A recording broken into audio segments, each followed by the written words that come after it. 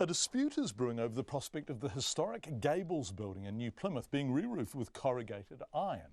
Built in 1848, the former colonial hospital has a Historic Places Category 1 listing and is roofed in traditional wooden shingles. Our Taranaki reporter Robin Martin has more.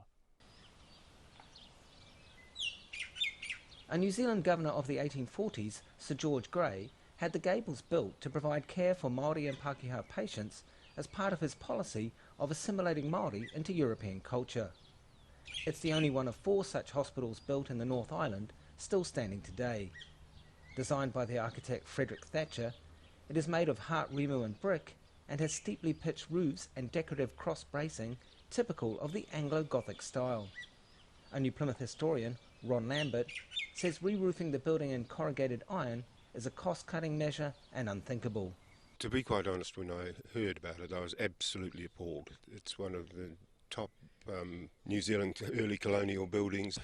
It's not quite as well known as the Stone Store or Kemp House, but it's in that league, and it needs the dignity that it deserves, and it's not corrugated iron. Mr. Lambert says corrugated iron would ruin the building's entire aesthetic.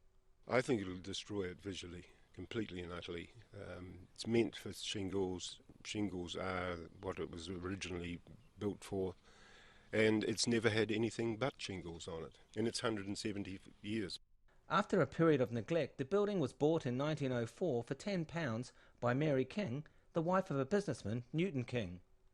They named it the Gables and moved it from Te Henui to Brooklands, where it is today.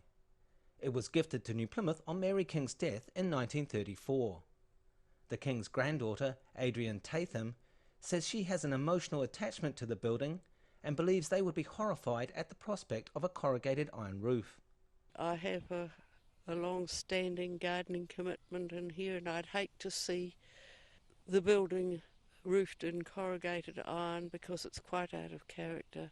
The manager of infrastructure projects at the New Plymouth District Council, Andrew Barron, says the Gables roof is leaking and needs replacing.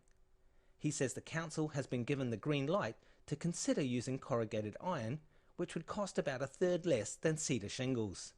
We've been in discussions with Heritage New Zealand, and they have it doesn't have to be replaced like for like. So as I say, we're still looking at we're just looking at options, of which replacing like for like is one of the options.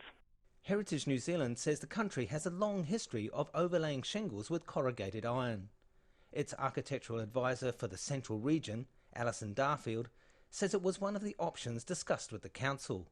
In the early stages of our discussion, we consider all options, and one of the matters that seemed to be important to the council was the associated costs.